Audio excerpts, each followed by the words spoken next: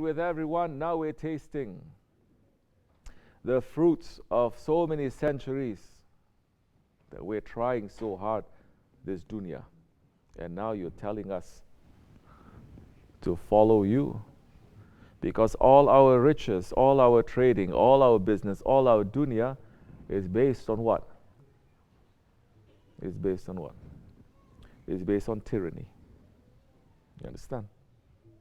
It is based on tyranny. It is based on those who have power, and they're going to suck those ones who don't have power. Those who have power and say, all of you, your position in life is just to serve me. Every prophet came to destroy tyranny. Never forget that. Every prophet came to destroy tyranny.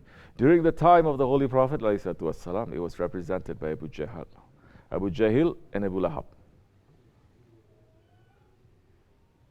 You ever hear any riwayat, any stories, anything that Abu Jahl and Abu Lahab, they're very religious, pagan Arabs? You ever hear? That they really believe in their religion and they're very religious following their religion. You ever hear? What do you hear? That they are what? They are the richest, most powerful ones. The richest and the most powerful ones. The ones who have the dunya under their feet, this world. Go back a little bit to the time of Musa alayhi salam. He was sent to bring down who? Firaun. One representing Haqq, truth, and one representing Batil. So much confusion happening at that time too. And Firaun, he was being a what? What is the meaning of Firaun? That he was a tyrant. It was tyranny. Did Firaun like this or like that believe that there is an Allah? He did. But he hid the truth. And he says, Ana Rabbul Ala. I am your greatest Lord. When he was crossing the Red Sea, chasing after Musa alayhi salam and the Bani Israel, and the miracle where the sea split, and he brought his whole army, and the Bani Israel, that they are seeing the miracle, the karamat in front of their own eyes, but they're seeing the troops of Firaun chasing after them. They change their mind. They say, oh, they're going to come, they're going to catch us again. Why we're following you, Ya Musa? We were better off with them. Then Allah, through His Prophet Musa alayhi salam, closed the sea. Bani Israel all escaped, the sea covered. Firaun saw this and he understood. He was going to say, I believe in the Lord of Musa. He was going to declare the Shahadat. After all the evil that he has done, Jibreel alayhi salam come down quickly from the paradises, came down and took mud and stopped his mouth from declaring Shahadat. Allah allowed it to happen. Ibrahim alayhi salam, he was sent to bring down who? Namrud, another tyrant.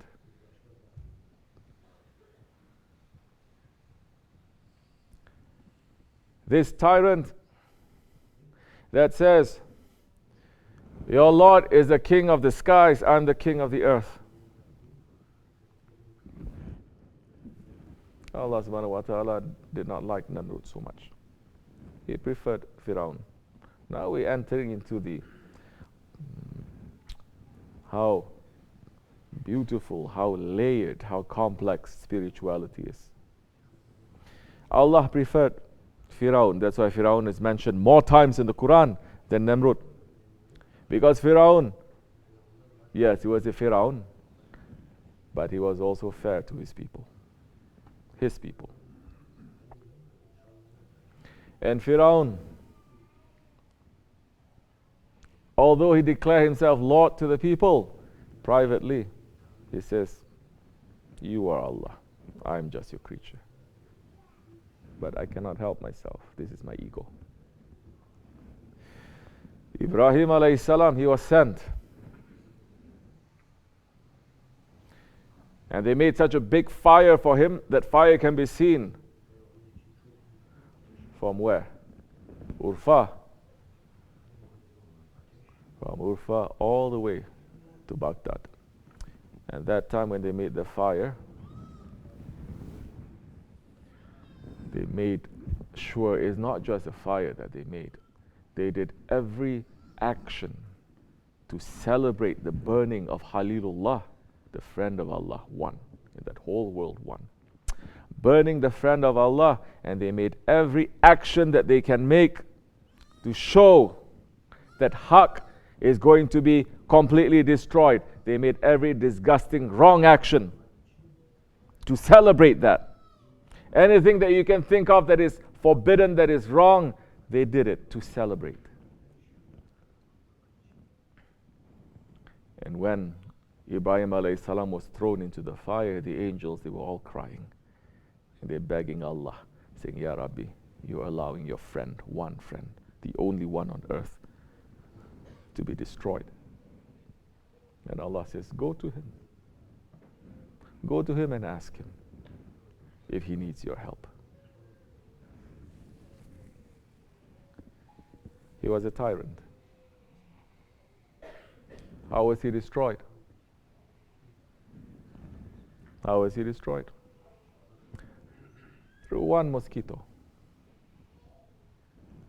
One mosquito with a broken leg entered into his ear, started eating his brain. And it was causing so much pain to him. He was taking a hammer and he was hitting his head. The pain became so much that now he hires someone to hit his head every time. That mosquito, which is growing big in his head by eating his brain, getting big to the size of a bird, eating his brain. Finally, he says, this hurting me so much. Hit it harder, and that one hit it, and it break open his head, and the mosquito flew out. One mosquito with a broken leg.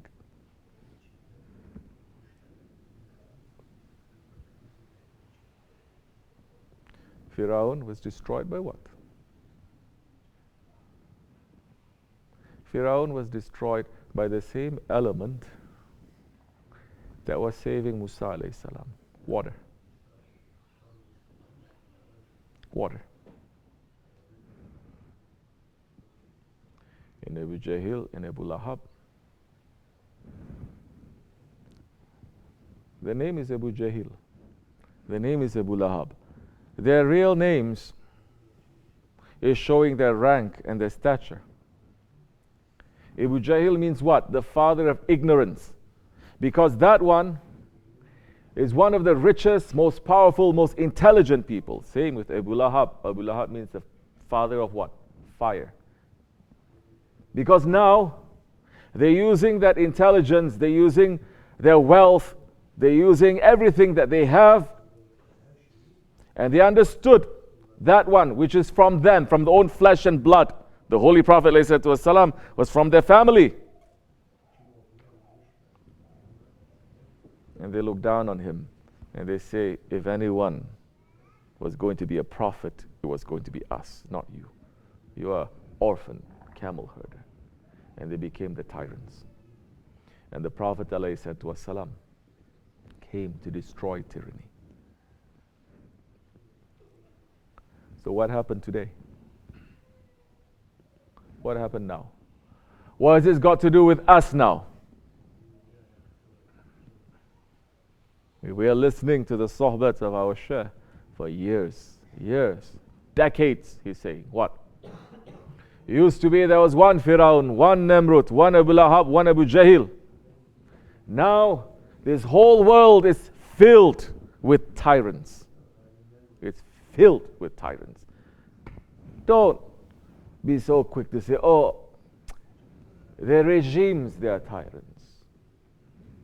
They are. The politicians, they are tyrants. The world leaders, they are tyrants. They are. But what about you? What about you and what about me? Shaykh Maulana is saying, if you smoke one cigarette, you're supporting the kingdom of shaitan. Now look to ourselves. Oh, you say, I don't smoke. What is it that we are doing that is supporting the kingdom of tyranny, the kingdom of shaitan that we're living in now? Now you see tyranny everywhere. What do tyrants do? How do tyrants keep their power? They terrorize. They terrorize. And now, everyone is just putting fear into each other's hearts. Everyone, from 7 years old to 70 years old, from Jews to Christians to Muslims, from rabbis to priests to imams to sheikhs, they become tyrants. Why is that? Because of hubub dunya, because of the love of the world. Because you're not believing in haqq anymore. Because those ones who are supposed to wake up the people are giving them more drugs to make them asleep. And those ones who are supposed to wake up, that you know, you have intelligence, everyone has intelligence, everyone can read, everyone can judge, everyone can criticize, but no one is waking up to understand. Nobody is waking up to understand. So many tyrants in this world, so many tyrannical actions in this world,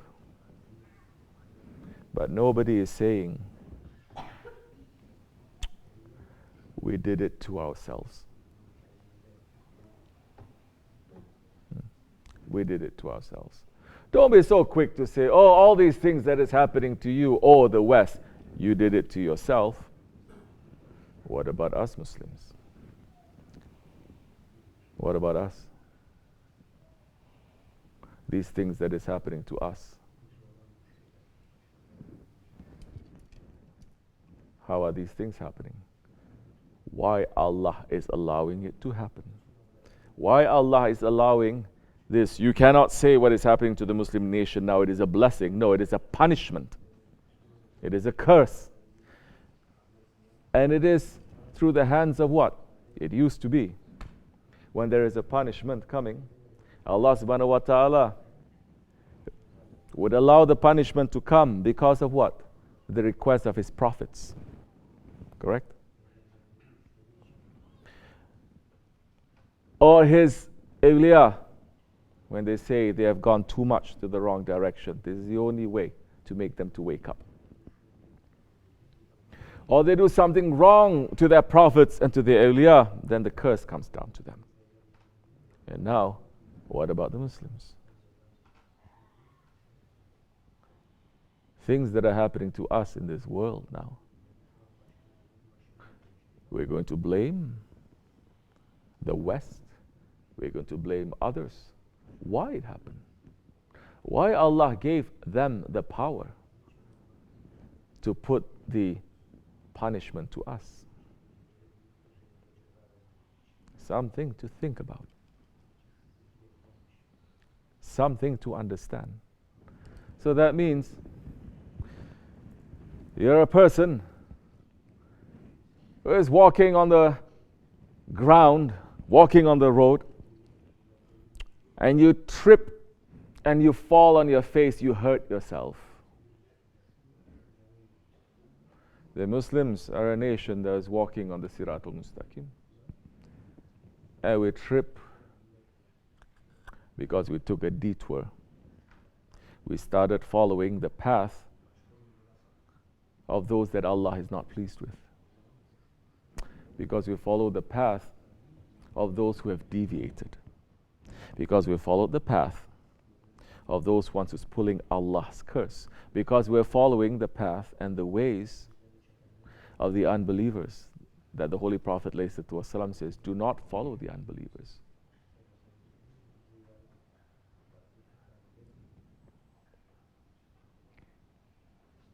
Now, even to speak about believers and unbelievers, sheikhs, imams, scholars, alims, especially in the West, don't speak. It is not politically correct. Don't separate people. Don't say they are unbelievers. Oh, you are takfiri. They say only Allah can judge. Don't judge people. If you judge people, you're going to become like those terrorists, because they judge people. How quick, how convenient they are putting things.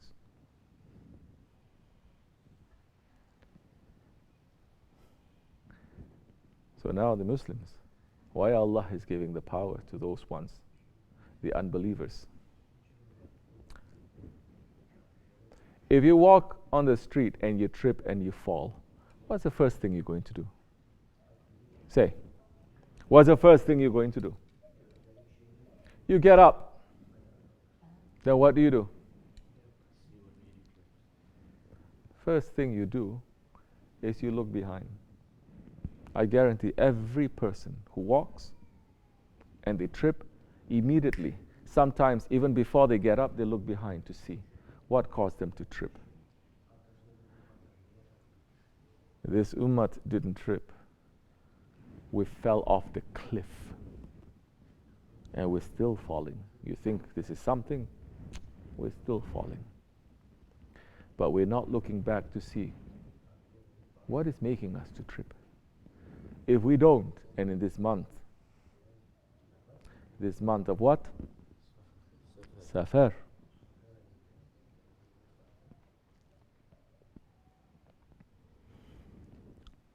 If we're not taking the time to understand,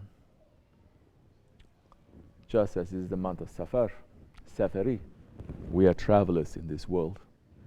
This is not, don't find paradise or complete justice or fairness in this world. We are travelers to the other side.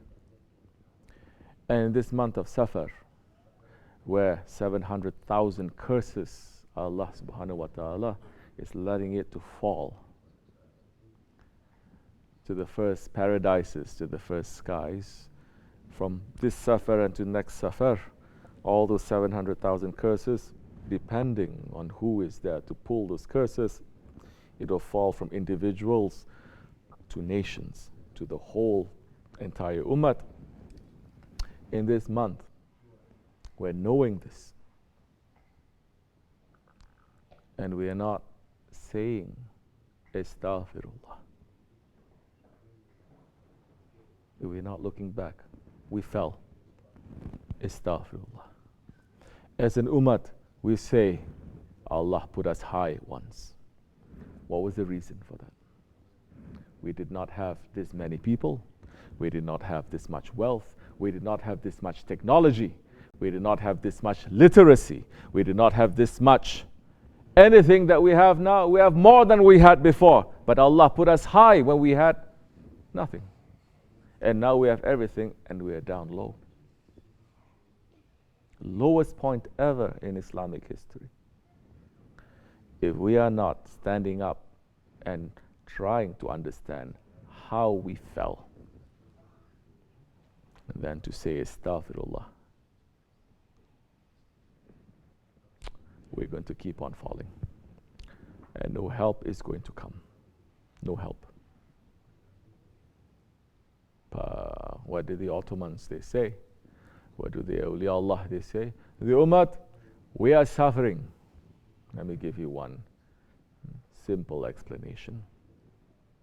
Ummah is suffering because of the betrayal that we have shown to Sultan Abdul Aziz. Wait to see what Allah has prepared for the betrayal we've done for Sultan Abdul Hamid Khan.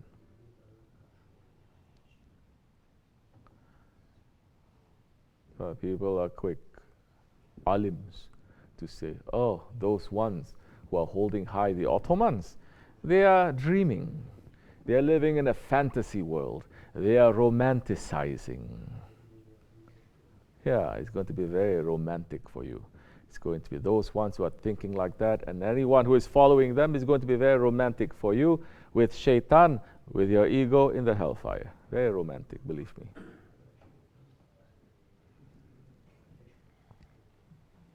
So we did something very bad and very wrong. If we're not getting up to say astaghfirullah, situation is not going to change. Because of the stubbornness.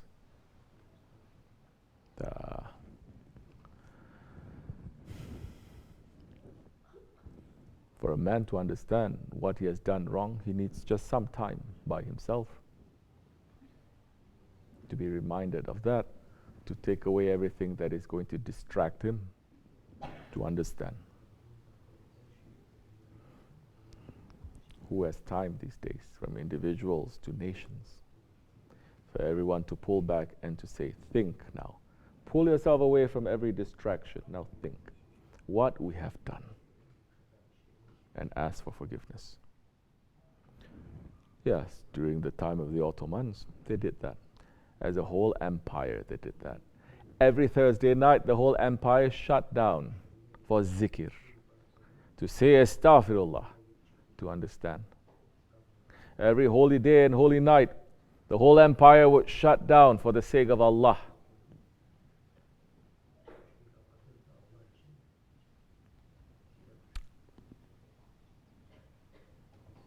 If the Ottomans, they don't come back, don't expect to have any justice in this world.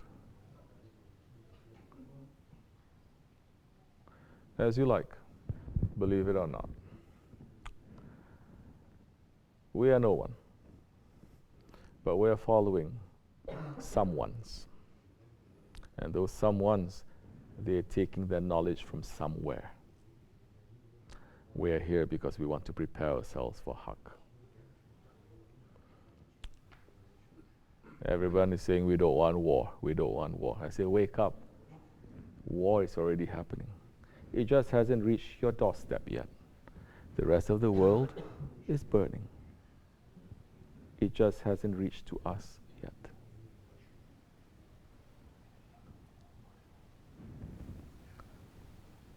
May Allah not test us. May He keep us clear and certain in these times of confusion.